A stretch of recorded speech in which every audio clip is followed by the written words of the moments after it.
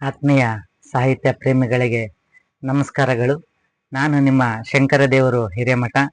ಮಕ್ಕಳ ಸಾಹಿತ್ಯ ಕೃತಿಗಳ ಪರಿಚಯ ಸರಣಿ ಕಾರ್ಯಕ್ರಮಕ್ಕೆ ನಿಮ್ಮೆಲ್ಲರಿಗೂ ಸಹ ಪ್ರೀತಿಪೂರ್ವಕವಾದ ಸ್ವಾಗತವನ್ನು ಬಯಸ್ತಾ, ಮಕ್ಕಳ ಸಾಹಿತ್ಯ ಕೃತಿಗಳ ಪರಿಚಯ ಸರಣಿ ಕಾರ್ಯಕ್ರಮಕ್ಕೆ ನೀವೆಲ್ಲರೂ ಸಹ ಪ್ರೋತ್ಸಾಹಿಸುತ್ತಿರುವುದಕ್ಕೆ ಹಾಗೂ ಹೆಚ್ಚಿನ ಸಂಖ್ಯೆಯಲ್ಲಿ ಸಬ್ಸ್ಕ್ರೈಬ್ ಆಗ್ತಿರುವುದಕ್ಕೆ ನಿಮ್ಮೆಲ್ಲರಿಗೂ ಸಹ ಧನ್ಯವಾದಗಳನ್ನು ತಿಳಿಸ್ತಾ, ಹಾಗೆ ಈ ವಿಡಿಯೋನ ಹೆಚ್ಚಿನ ಸಂಖ್ಯೆಯಲ್ಲಿ ಶೇರ್ ಮಾಡಿ, ಹಾಗೆ ಈ ಯೂಟ್ಯೂಬ್ ಚಾನಲನ್ನು ಸಬ್ಸ್ಕ್ರೈಬ್ ಮಾಡಿ ಸಹಕಾರ ಹಾಗೂ ಪ್ರೋತ್ಸಾಹವನ್ನು ನೀಡಬೇಕಂತ ತಮ್ಮಲ್ಲಿ ವಿನಂತಿಸ್ತಾ, ಇವತ್ತಿನ ದಿನ ಮಕ್ಕಳ ಸಾಹಿತ್ಯ ಕೃತಿಗಳ ಪರಿಚಯ ಸರಣಿಯಲ್ಲಿ ಜುಲೈ 8 ಬುಧವಾರ 2026ರಂದು 112ನೇ ಸಾಹಿತ್ಯ ಕೃತಿಯ ಪರಿಚಯವನ್ನು ಮಾಡ್ತಾ ಇದ್ದೇನೆ. ಇವತ್ತಿನ ಸಾಹಿತ್ಯ ಕೃತಿ ಅನುಪಮ ಕೆ ಬೆಣಚಿನ ಮರಡಿಯವರು ಬರೆದಿರುವಂತ ಪತ್ತೆದಾರ ಪ್ರಣವ್ ಕೇಸ್ 2 ಮಕ್ಕಳ ಕಾದಂಬರಿಯ ಪರಿಚಯವನ್ನ ನಿಮಗಾಗಿ ಮಾಡ್ತಾ ಇದ್ದೇನೆ. ಈ ಪತ್ತೆದಾರ ಪ್ರಣವ್ ಕೇಸ್ 2 ಕೃತಿಯನ್ನ ಶ್ರೀಮತಿ ಅನುಪಮ ಕೆ ಬೆಣಚಿನ ಮರಡಿ ಅವರು ಬರೆದಿದ್ದಾರೆ. ಇದಕ್ಕೆ ಚಿತ್ರಗಳನ್ನ ಶೈಲಜಾ ಎಸ್ ಅವರು ನೀಡಿದ್ದಾರೆ. ಈ ಕೃತಿಯನ್ನ ಅವ್ವ ಪುಸ್ತಕ ಪ್ರಕಾಶನ ಬೆಂಗಳೂರು ಅವರು ಪ್ರಕಟಿಸಿದ್ದಾರೆ. ಮೊದಲನೇ ಮುದ್ರಣ 2026ರಲ್ಲಿ ಮುದ್ರಣ ಆಗಿದೆ. ಹಾಗೆ 72 ಪುಟಗಳ ಈ ಕಾದಂಬರಿ ₹100 ಬೆಲೆಯನ್ನ ನಿಗದಿಪಡಿಸಿದ್ದಾರೆ. ಮುಖಪುಟ ವಿನ್ಯಾಸವನ್ನ ಕಿರಣ್ ಮಾಡಾಳ್ ಅವರು ಮಾಡಿದ್ದಾರೆ. ಒಳ ಚಿತ್ರಗಳನ್ನ ಶೈಲಜಾ ಎಸ್ ಅವರು ಮಾಡಿದ್ದಾರೆ. ಹಾಗೆ ಮುಖಪುಟ ವಿನ್ಯಾಸವನ್ನ ಅರುಣ್ ಅಂಚೆ ಅವರು ಮಾಡಿದ್ದಾರೆ. ಅನುಪಮ ಕೆ ಬೆಣಚಿನ ಮರಡಿ ಅವರು ಈಗಾಗಲೇ 8 ಮಕ್ಕಳ ಸಾಹಿತ್ಯ ಕೃತಿಗಳನ್ನ ಬರೆದಿದ್ದು, ಮಕ್ಕಳಿಗೆ ವಿಶೇಷವಾಗಿ ಪರಿಸರದ ಬಗ್ಗೆ ಹಾಗೂ ಮಕ್ಕಳಲ್ಲಿರುವಂತಹ ಕುತೂಹಲ, ಕೌತುಕ ವಿಷಯಗಳನ್ನ ಇಟ್ಟುಕೊಂಡು ಕೃತಿಗಳನ್ನ ಬರೆದಿದ್ದಾರೆ. ಹಾಗೆ ಉತ್ತಮವಾದ ಈ ಕಾದಂಬರಿಯಲ್ಲಿ ಮಕ್ಕಳಲ್ಲಿ ಸೃಜನಶೀಲ ಗುಣಗಳನ್ನ ಯಾವ ರೀತಿ ಬೆಳಗಿಸಬೇಕು, ಹಾಗೆ ಅವರಲ್ಲಿರುವಂತಹ ಸೃಜನಶೀಲ ಚಟುವಟಿಕೆಗಳ ಮೂಲಕ ಯಾವೆಲ್ಲ ಚಟುವಟಿಕೆಗಳನ್ನ ಮಾಡ್ತಾರೆ, ತಮ್ಮ ಸುತ್ತಮುತ್ತಲಿರುವಂತ ಘಟನೆಗಳಿಗೆ ಮಕ್ಕಳು ಯಾವ ರೀತಿ ಸ್ಪಂದಿಸ್ತಾರೆ ಅನ್ನುವಂತ ವಿಷಯ ವಸ್ತುವನ್ನ ಈ ಕಾದಂಬರಿ ಒಳಗೊಂಡಿದೆ. ಕಾದಂಬರಿಯನ್ನ ಎಲ್ಲ ಪುಟಾಣಿ ಪತ್ತೆದಾರರಿಗೆ ಅರ್ಪಿಸಿದ್ದಾರೆ ಲೇಖಕರು. ಪತ್ತೆದಾರ ಪ್ರಣವ ಅನ್ನುವಂತ ಒಂದು ಕೇಸ್ 2 ಕಾದಂಬರಿಯಲ್ಲಿ ನಾವು ಮುಖ್ಯವಾಗಿ ಗಮನಿಸಬೇಕಾಗಿದ್ದು ಮಕ್ಕಳಲ್ಲಿರುವಂತಹ ತುಂಬಾ ಸೃಜನಶೀಲವಾದ ಗುಣ, ಜೊತೆಗೆ ಆಲಿಸುವಿಕೆ ಸಾಮರ್ಥ್ಯ ಮತ್ತು ಅವರು ತರ್ಕಿಸುವಂಥದ್ದು, ಯೋಚನಾ ಲಹರಿ ಯಾವ ರೀತಿ ವಿಭಿನ್ನವಾಗಿರುತ್ತೆ ಅನ್ನುವಂಥದ್ದು. ಅದೇ ರೀತಿ ಈ ಕಾದಂಬರಿಯಲ್ಲಿ ನೋಡಬಹುದು. ಈ ಕಾದಂಬರಿ 16 ಅಧ್ಯಾಯಗಳನ್ನ ಒಳಗೊಂಡಿದ್ದು, ಒಂದೊಂದು ಅಧ್ಯಾಯವೂ ಸಹ ವಿಭಿನ್ನ ವಿಷಯಗಳನ್ನ ಇಟ್ಕೊಂಡು ಕುತೂಹಲವನ್ನ ಕಾಯ್ದಿಟ್ಟುಕೊಂಡು ನಿರಂತರವಾಗಿ ಕಾದಂಬರಿಯನ್ನ ಓದಿಸ್ಕೊಂಡು ಹೋಗುತ್ತೆ. ಓದುಗನಿಗೆ ತುಂಬಾ ಇಷ್ಟವಾಗುತ್ತೆ. ಹಾಗೆ ಮಕ್ಕಳಿಗೂ ಸಹ ತುಂಬಾ ಇಷ್ಟವಾಗುವಂತ ಕಾದಂಬರಿ ಇದಾಗಿದೆ. ಟಿಫನ್ ಬಾಕ್ಸ್ ಅನ್ನುವಂತ ಅಧ್ಯಾಯದಲ್ಲಿ ನಾವು ನೋಡ್ತೀವಿ, ಪ್ರಣವ್ ತುಂಬಾ ತುಂಟ ಹುಡುಗಾಗಿರ್ತಾನೆ. ಆದರೆ ಕಳೆದ ಬಾರಿ ಒಂದು ಪತ್ತೆದಾರಿ ಮಾಡಿದ ನಂತರ ಓದಿನ ಕಡೆ ಗಮನ ಕೊಡು ಅನ್ನುವಂತ ತಾಯಿ ಹೇಳಿದ್ದ ಕಾರಣಕ್ಕಾಗಿ ಅವನು ಯಾವುದೇ ಒಂದು ಪತ್ತೆದಾರಿ ಕೆಲಸ ಮಾಡಲಾರ್ದೆ ಸುಮ್ಮನೆ ಇರ್ತಾನೆ. ಆದ್ರೂ ಕೆಲವೊಮ್ಮೆ ತನ್ನ ಜವಾಬ್ದಾರಿಯುತವಾಗಿ ಪತ್ತೆದಾರಿ ಕೆಲಸವನ್ನ ನಿರಂತರವಾಗಿ ನಡೆಸ್ಕೊಂಡು ಹೋಗ್ತಾ ಇರ್ತಾನೆ. ಹಾಗಾಗಿ ಈ ಸಲ ಟಿಫಿನ್ ಬಾಕ್ಸ್ ಕಳ್ಳತನ ಅನ್ನುವಂಥದ್ದು, ಅಂದ್ರೆ ಒಂದು ದಿನ ಶಾಲೆಯ ಪ್ರೇಯರ್ನಲ್ಲಿ ಮುಖ್ಯ ಗುರುಗಳು ಹೇಳ್ತಾರೆ, ಶಾಲೆಯಲ್ಲಿ 8 ಟಿಫನ್ ಬಾಕ್ಸ್ಗಳು ಕಳ್ಳತನವಾಗಿವೆ, ಯಾರಿಗೆ ಸಿಕ್ಕಿದರೆ ಅದನ್ನ ತಗೊಂಡ್ಬಂದು ನನ್ನ ಕ್ಯಾಬಿನಿಗೆ ಕೊಟ್ಟು ಹೋಗ್ರಿ ಅನ್ನುವಂತ ಹೇಳ್ತಾನೆ. ಆಗ ಪ್ರಣವ್ ಹೇಳ್ತಾನೆ, ಬರೀ ಕಳ್ಳತನ ಮಾಡಿದ್ರೆ ಕೊಟ್ಟು ಹೋಗ್ಬಿಟ್ರೆ ಸಾಕ, ಅವ್ರಿಗೇನು ಶಿಕ್ಷೆ ಇಲ್ವಾ ಅಂತೇಳಿ ಪ್ರಣವ್ ಮತ್ತು ಎಸ್ ಇಬ್ರು ಮಾತಾಡ್ಕೊಂತಾರ. ಹಾಗೆ ಮತ್ತೆ ಪ್ರೇಯರ್ ಟೈಮ್ನಾಗ ನಿಂದ್ರಿಸಿದಾಗ ಅವನಿಗೊಂದು ಇದಾಗುತ್ತೆ, ಮತ್ತೆ ಲಾಕ್ಡೌನ್ ಆಗಿ ಎಲ್ಲರಿಗೂ ಶಾಲೆ ರಜೆ ಕೊಟ್ಬಿಡ್ತಾರೆ ಏನಂತೇಳಿ ಒಳಗೊಳಗೆ ಖುಷಿ ಇರುತ್ತೆ. ಹಾಗೆ ರಜೆ ಕೊಟ್ರೆ ಅಜ್ಜಿ ಮನೆಗೆ ಹೋಗ್ಬೋದು ಅನ್ನೋಂಥದ್ದು ಒಂದು ಯೋಚನೆ ಮಾಡುತ್ತಾನ. ಆದ್ರೆ ಮುಖ್ಯ ಗುರುಗಳ ಅನೌನ್ಸ್ಮೆಂಟ್ ಏನ್ ಮಾಡ್ತಾರೆ, ಟಿಫನ್ ಬಾಕ್ಸ್ ಕಳೆದಿರೋವಂಥದ್ರ ಬಗ್ಗೆ ಮಾತಾಡ್ತಾರೆ. ಯಾವಾಗ ಇನ್ವೆಸ್ಟಿಗೇಷನ್ ಸ್ಟಾರ್ಟ್ ಆಗುತ್ತೆ. ಮಧ್ಯಾಹ್ನ ಎಲ್ಲಾ ತರಗತಿಗಳಲ್ಲಿರುವಂತ ವಿದ್ಯಾರ್ಥಿಗಳ ಟಿಫನ್ ಬಾಕ್ಸ್ಗಳು ಕಳ್ಳತನ ಆಗಿರುತ್ತೆ. ಅದು ಟೈಮ್ ಆಗಿರುವಂತ ಸಮಯದಲ್ಲಿ ಕಳೆದೋಗಿರುತ್ತೆ. ಆರೋಹಿಯ ಒಂದು ಟಿಫನ್ ಬಾಕ್ಸ್ನು ಸಹ ಕಳೆದೋಗಿರುತ್ತೆ. ಸಂಗೀತ ಟೀಚರ್ಗೆ ಕಂಪ್ಲೇಂಟ್ ಮಾಡ್ತಾರೆ. ಅವಾಗ ಪತ್ತೆದಾರ ಪ್ರಣವ್ ತನ್ನ ಕೆಲಸವನ್ನ ಸುರುಚ್ಕೊಂತಾನೆ. ಟೀಚರ್ ಪರ್ಮಿಷನ್ ತಗೊಂತಾನೆ. ಸಂಗೀತ ಟೀಚರ್ ಅವರ ಪರ್ಮಿಷನ್ ತೆಗೆದುಕೊಂಡು ಪತ್ತೆದಾರಿ ಕೆಲಸವನ್ನ ಸ್ಟಾರ್ಟ್ ಮಾಡ್ತಾನೆ. ಮೊದಲು ಪ್ರಣವನ ಅನುಮಾನ ಯಶ್ ಮೇಲೆ ಬರುತ್ತೆ. ಯಾಕಂದ್ರೆ ಈ ಯಾರೋ ಈ ಯಶಿನ ಟೈಯನ್ನು ಹಿಡಿದು ಒಂದು ಸಲ ಒಂದ್ ಸಣ್ಣ ಪ್ರಸಂಗ ಜಗಳ ಆಗಿರುತ್ತೆ, ಆ ಕಾರಣಕ್ಕೆ ಏನಾದ್ರು ಬಚ್ಚಿಟ್ಟಿರ್ಬೋದೇನೋ ಅನ್ನೋಂಥದ್ದು ಒಂದು ಆಲೋಚನೆ. ಆದ್ರೆ ಆ ರೀತಿ ಆಗಿರಲ್ಲ. ಆಗ ಎಷ್ಟು ಟಿಫನ್ ಬಸ್ ಕಳೆದಿರ್ತಾವ, ಎಲ್ಲಾ ಟಿಫನ್ ಬಸ್ಗಳನ್ನ ಹೋಗಿ ಆ ತರಗತಿಯ ಕೋಣೆಗೆ ಹೋಗಿ ಮಕ್ಕಳನ್ನ ಲಂಚ್ ಅವರ್ ನಲ್ಲಿ, ಊಟದ ಸಮಯದಲ್ಲಿ ಮತ್ತು ಅವ್ರ ಮನೆಗೆ ಹೋಗಿನೂ ಸಹ ಇನ್ವೆಸ್ಟಿಗೇಷನ್ ಮಾಡ್ತಾನೆ ಅನ್ನುವಂಥದ್ದು. ಮೊದಲನೇ ಟಿಫನ್ ಬಸ್ಸು ಪ್ರಥಮದ್ದು ಕಳೆದಿರುತ್ತೆ. 9ನೇ ತರಗತಿ ಓದುವಂತ ಪ್ರಥಮ ಇವನ್ ಅಪಾರ್ಟ್ಮೆಂಟ್ನಾಗ ಇರೋದ್ರಿಂದ ಹೋಗಿ ಅವನ ಅಪಾರ್ಟ್ಮೆಂಟಿಗೆ ಹೋಗಿ ಅವನ್ನ ಕೇಳ್ತಾನೆ, ಯಾವ ರೀತಿ ಇತ್ತು ನಿನ್ ಟಿಫನ್ ಬಸ್ಸು, ಯಾವಾಗ ಕಳುವಾಯ್ತು ಅನ್ನುವಂಥದ್ದು. ಅವನು ಹೇಳ್ತಾನ, ಪಿ ಕ್ಲಾಸ್ ಇದ್ದಾಗ ನಾನು ಟಿಫನ್ ಬಸ್ ಅನ್ನ ಹೊರಗಡೆ ಊಟ ಮಾಡಿದೆ, ಕೈ ತಕೊಂಡ್ಬರ್ಬೇಕು ಅನ್ನೋಷ್ಟಿಗೆ ಹೋಗೋದ್ರೊಳಗೆ ಕಳೆದೋಯ್ತು, ನಂದು ಚೌಕಾಕಾರದ ಡಬ್ಬಿ ಇದೆ ಅನ್ನುವಂಥದ್ದು ಹೇಳ್ತಾನೆ. ಇನ್ನು ಟಿಫನ್ ಬಾಕ್ಸ್ ಇಂದಾಗ ಇದೇ ಪತ್ತೆದಾರಿ ಮಾಡತ್ನಾಗ ಎಲ್ಲಾ ಅಂಶಗಳನ್ನ ಅವನು ಒಂದು ಡೈರಿಯಲ್ಲಿ ಬರ್ದಿಟ್ಕೊಂತ ಇರ್ತಾನೆ, ಯಾವ್ಯಾವೆಲ್ಲ ಅಂಶಗಳನ್ನ. ಅವನ್ ಮಲಗಿದ್ರು ಸಹ ಅವನ ಕನಸಿನಲ್ಲಿ ಟಿಫನ್ ಬಾಕ್ಸ್ ಗಳೇ ರೌಂಡ್ ಹೊಡಿತಾ ಇರ್ತವೆ. ಅಂದ್ರೆ ಟಿಫನ್ ಬಾಕ್ಸ್ ಗಳನ್ನ ಕಳತನ ಮಾಡ್ತಿರೋರು ಯಾರು ಅನ್ನುವಂತ ಬಗ್ಗೆ ಅಷ್ಟು ಕುತೂಹಲದಿಂದ ಅವನು ತನಿಖೆಯನ್ನ ಪ್ರಾರಂಭಿಸ್ತಾನೆ. ಹಾಗೆ ಟೀಚರ್ಗೆ ಬೆಳಗ್ಗೆ ಬೇಗ ಹೋಗ್ತಾನೆ. ಬೇಗ ಹೋದಾಗ ಟೀಚರ್ಗೆ ಹೇಳ್ತಾನೆ, ಟೀಚರ್ ಎಷ್ಟೆಷ್ಟು ಕಳೆದವ, ಯಾವ್ಯಾವ ಕ್ಲಾಸ್ ಹುಡುಗರು ಕಳೆದವ ಅಂತ ಅಂದಾಗ ಟೀಚರ್ ಅವರು ಒಂದು ಲಿಸ್ಟ್ ಅನ್ನ ಮಾಡಿ ಕೊಡ್ತಾರೆ. ಅದ್ರೊಳಗೆ ಪ್ರಥಮಂದು, ಆರ್ಯಂದು, ರಿಹಾನ್, ಜೇಡಾನ್, ಕೇತನ್, ರಿತ್ವಿಕ್, ಓಜಸ್, ಅಂಕಿತಾ ಮತ್ತು ಆರೋಹಿ ಎಲ್ಲ ವಿದ್ಯಾರ್ಥಿಗಳ ಹೆಸರು ಹಾಗೂ ತರಗತಿಯ ಒಂದು ಲಿಸ್ಟ್ ಅನ್ನ ಶಿಕ್ಷಕರು ಕೊಟ್ಟಾಗ ಅದನ್ನ ಹಿಡಿದುಕೊಂಡು ಓದಕ್ ಹೋಗ್ತಾನೆ. ಬೋರ್ಡಿನ ಮೇಲೆ ಸುಂದರವಾಗಿ ಬರೆಯುವಂತ ಟೀಚರು ಅಕ್ಷರಗಳನ್ನ ಗುರುತಿಡ್ಲಾರ್ದಷ್ಟು ಅಕ್ಷರಗಳನ್ನು ಬರೆದಿರ್ತಾನೆ. ಆಗ ಪ್ರಣವ್ ಟಿಫನ್ ಬಾಕ್ಸ್ ಕೇಸನ್ನ ಸ್ವಲ್ಪ ಹೊತ್ತು ನಿಂದ್ರಿಸಿ ಮತ್ತೆ ಅವನು ಯಶ್ ಬರ್ತಾನೆ ಗೆಳೆಯ. ಮತ್ತೆ ಬಂದಾಗ ಇದೇನಿದು ಅಕ್ಷರ ಹೆಂಗದವಲ್ಲ, ಹೆಂಗ್ ಬರ್ದಿ ಅಂದಾಗ ಅವನು ಹೇಳ್ತಾನೆ, ಇಲ್ಲ ಇವು ಸಂಗೀತ ಟೀಚರ್ ಅಕ್ಷರ ಅಂದಾಗ ಅವನು ಆಶ್ಚರ್ಯ ಆಗ್ತಾನ. ಸಂಗೀತ ಟೀಚರು ಅಕ್ಷರ ಬೋರ್ಡ್ ಮೇಲೆ ಎಷ್ಟು ದುಂಡಾಗಿ ಬರೀತಾರ, ಇಲ್ಲಿ ನೋಡಿದ್ರೆ ಎಷ್ಟು ಕಚಿಪಿಚಿ ಬರ್ದಾರಲ್ಲ ಅಂತೇಳಿ. ಅದೇ ರೀತಿ ಅಲ್ಲಿರುವಂತ ವಿದ್ಯಾರ್ಥಿಗಳ ಲಿಸ್ಟ್ ಅನ್ನು ಹಿಡ್ಕೊಂಡು ಎಲ್ಲರಿಗೂ ಒಂದೊಂದು ಪತ್ತೆದಾರಿ ಕೆಲಸ ಸ್ಟಾರ್ಟ್ ಮಾಡ್ತಾರ. ಹಾಗೆ ಆರ್ಯನ್ ತಲೆ ಹೋಗ್ತಾರ. ಆರ್ಯನ್ ಹೇಳ್ತಾನ, ನನ್ ಟಿಫನ್ ಬಾಕ್ಸ್ನಾಗ ಪೆಪ್ಪ ಪಿಗ್ ಸುಂದರವಾಗಿತ್ತು, ನಾನು ಕಿಟಕಿ ತಲೆ ಇಟ್ಟಿದ್ದೆ, ಕಿಟಕಿ ಕಡೆ ಇಟ್ಟಾಗ ಅದು ಕಳತನ ಆಯ್ತು ಅಂತ ಹೇಳ್ತಾನೆ ಮಾಹಿತಿನ.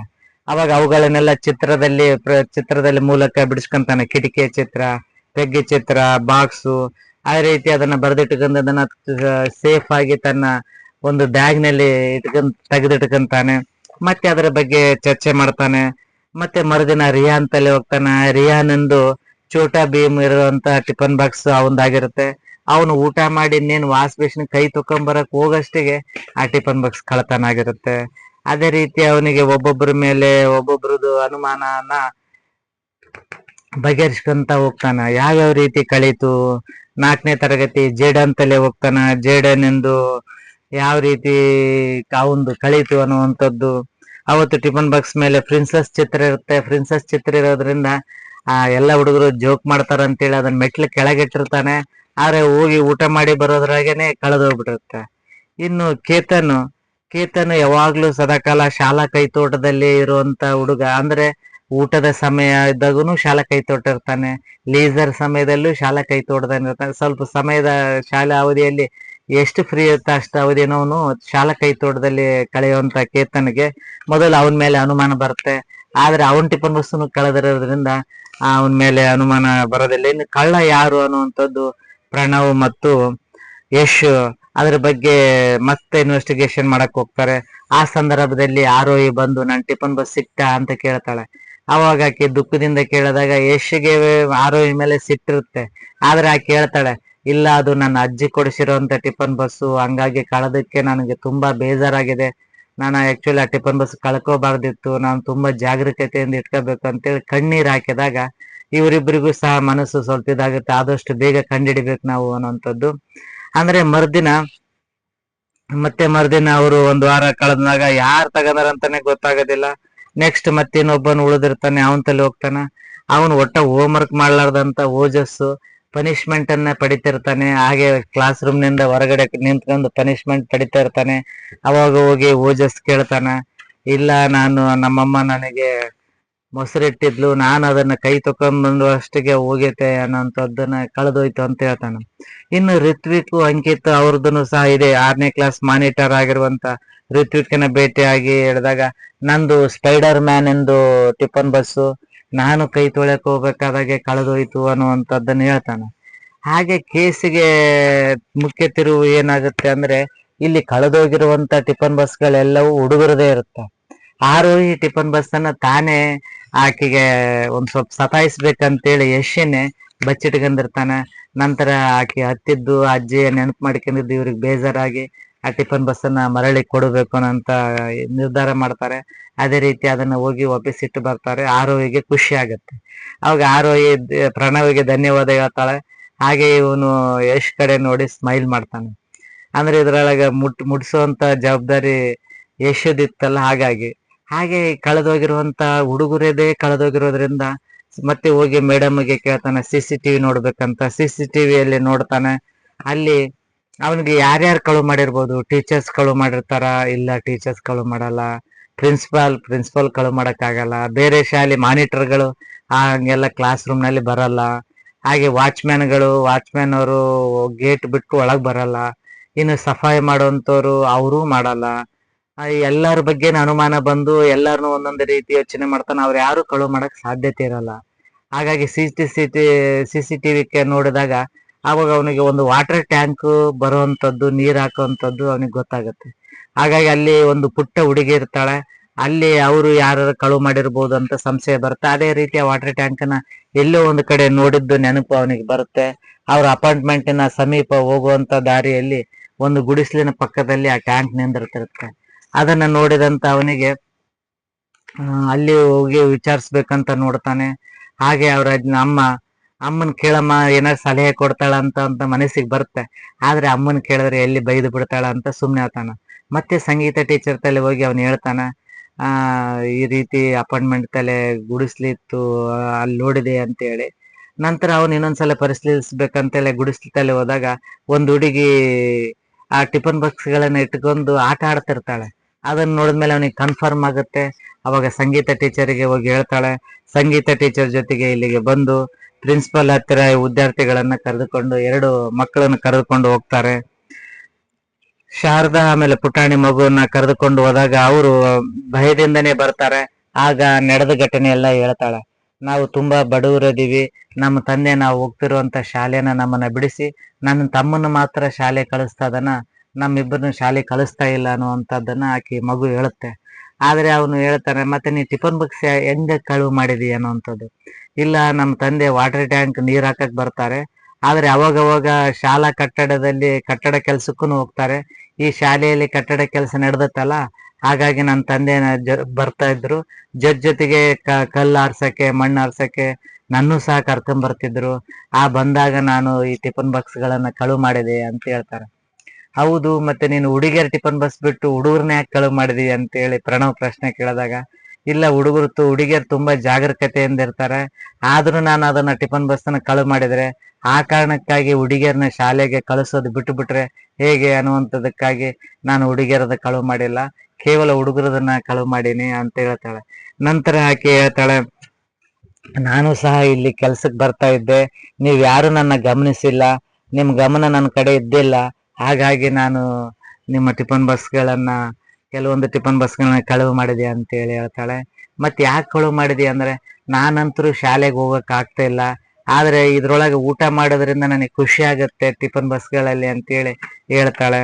ಅವಾಗ ಆಕೆ ಹೇಳಿದ್ದನ್ನ ಕೇಳಿ ಟೀಚರ್ ಅವರಿಗೆ ಬಹಳ ದುಃಖ ಆಗುತ್ತೆ. ಮಗುನ ಹತ್ಕೊಂಡು ಹೇಳ್ತಾರೆ, ನೀನು ಇನ್ನು ಮೇಲೆ ಶಾಲೆಗೆ ಹೋಗಕ್ ಇಷ್ಟನಾ ಅಂತ ಕೇಳ್ತಾರೆ. ಹೌದು, ನನಗೆ ಶಾಲೆಗೆ ಹೋಗೋದಂದ್ರೆ ತುಂಬಾ ಇಷ್ಟ, ಆದ್ರೆ ನಮ್ಮ ತಂದೆ ನನ್ನ ಬಿಡಿಸ್ಯಾನ ಅಂತ ಹೇಳ್ತಾರೆ. ಹಾಗೆ ಪ್ರಣವನ್ ಕೇಳ್ತಾನೆ, ನೀ ನನ್ನ ಹೆಂಗ ಕೂನ್ ಹಿಡಿದಿ ಅಂತೇಳಿ. ಅವನು CC ಕ್ಯಾಮ್ರಾದಲ್ಲಿ ನೋಡಿದೆ, ಟ್ಯಾಂಕರ್ ಹಿಂದಗಡೆ 2 ಪುಟ್ಟ ಕಾಲಿದ್ದು ಅದಕ್ಕೆ ಹಾಕಿರುವಂತ ಚಪ್ಪಲನ್ನ ನಾನ್ ನೋಡಿ ಕಂಡಿಡಿದೆ, ಅಂತದೇ ಚಪ್ಪಲು ನಿಮ್ ಗುಡಿಸ್ಲೆ ಮುಂದಿದ್ದು ಅನ್ನುವಂಥದ್ದನ್ನ ವಿಷಯ ಹೇಳ್ತಾನೆ.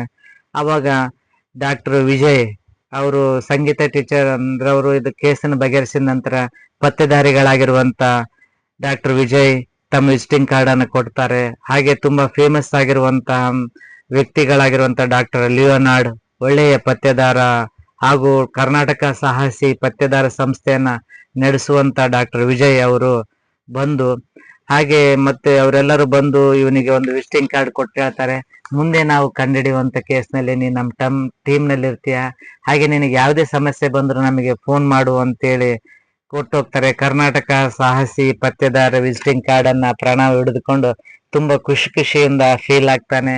ಯಾಕಂದ್ರೆ ಅವನು ಒಂದು ಕೇಸನ್ನ ಬಗೆಹರಿಸಿದ ಖುಷಿಯಲ್ಲಿ ಹಾಗೂ ಸಂತೋಷದಲ್ಲಿ ಇರ್ತಾನೆ. ಹಾಗೆ ಅವನು ಹೇಳ್ತಾನೆ, ಈ ಕೇಸನ್ನ ಬಗೆಹರಿಸೋಕೆ ನನಗೆ ಟೀಚರ್ಸು, ನನ್ನ ಸ್ನೇಹಿತರು ಹಾಗೂ ಟಿಫನ್ ಬಸ್ ಅನ್ನ ಕಳೆದುಕೊಂಡಂತ ಎಲ್ಲ ವಿದ್ಯಾರ್ಥಿಗಳು ನನಗೆ ಸಹಕಾರ ನೀಡಿದ್ದಾರೆ ಅಂದಾಗ, ಆಯ್ತು ಅವರೆಲ್ಲರ ಸಹಕಾರದಿಂದ ಒಳ್ಳೆ ಟೀಮ್ನಿಂದ ನೀನು ಪತ್ತೆದಾರ ಕೆಲಸ ಮಾಡಿದೀಯ ಪ್ರಣವ್, ಮುಂದೆ ನೀನು ನಮ್ಮ ಜೊತೆಗಿರುವಂತೆ ಅಂತ ಹೇಳಿದಾಗ ಅಲ್ಲಿ ಖುಷಿ ಆಗ್ತಾನೆ. ಅಲ್ಲಿಗೆ ಈ ಕಾದಂಬರಿ ಮುಕ್ತಿ ಆಗುತ್ತೆ. ಅನುಪಮ ಕೆ ಬಿಣಚಿಮರಡಿ ಅವರು ಬರೆದಿರುವಂತ ಪತ್ತೆದಾರ ಪ್ರಣವ ಕೇಸ್2 ಒಂದು ಸುಂದರವಾದ ಮಕ್ಕಳ ಕಾದಂಬರಿ ಆಗಿದ್ದು, ಈ ಸಾಹಿತ್ಯ ಕೃತಿಯನ್ನ ಕೊಂಡು ಓದುವ ಮೂಲಕ ಮಕ್ಕಳ ಸಾಹಿತ್ಯವನ್ನ ಸಮೃದ್ಧಪಡಿಸಬೇಕು. ಹಾಗೆ ಮಕ್ಕಳಿಗೆ ವಿಶೇಷವಾಗಿ ಹುಟ್ಟುಹಬ್ಬ ಹಾಗೂ ವಾರ್ಷಿಕೋತ್ಸವ ಸಂದರ್ಭದಲ್ಲಿ ಇಂಥ ಸಾಹಿತ್ಯ ಕೃತಿಗಳನ್ನ ಉಡುಗೊರೆಯಾಗಿ ನೀಡುವ ಮೂಲಕ ಅವರಲ್ಲಿ ಓದುವ ಅಭಿರುಚಿಯನ್ನ ಮೂಡಿಸುವಂತ ಕೆಲಸ ಪಾಲಕರು ಹಾಗೂ ಲೇಖಕರು ಶಿಕ್ಷಕರು ಮಾಡಬೇಕು ಅಂತ ಹೇಳ್ತಾ, ಇವತ್ತಿನ ದಿನ ಪತ್ತೆದಾರ ಪ್ರಣವ್ ಕೇಸ್2 ಮಕ್ಕಳ ಕಾದಂಬರಿಯೊಂದಿಗೆ ಇವತ್ತಿನ 112ನೇ ಸಾಹಿತ್ಯ ಕೃತಿಯ ಪರಿಚಯ ಸರಣಿಯ ಕಾರ್ಯಕ್ರಮವನ್ನು ಇವತ್ತಿಗೆ ಮುಗಿಸ್ತಾ ಇದ್ದು, ನಾಳೆ ಮತ್ತೊಂದು ಸಾಹಿತ್ಯ ಕೃತಿಯ ಪರಿಚಯದೊಂದಿಗೆ ನಿಮ್ಮ ಮುಂದೆ ಹಾಜರಾಗ್ತೀನಿ. ಅಲ್ಲಿವರೆಗೂ ಧನ್ಯವಾದಗಳು.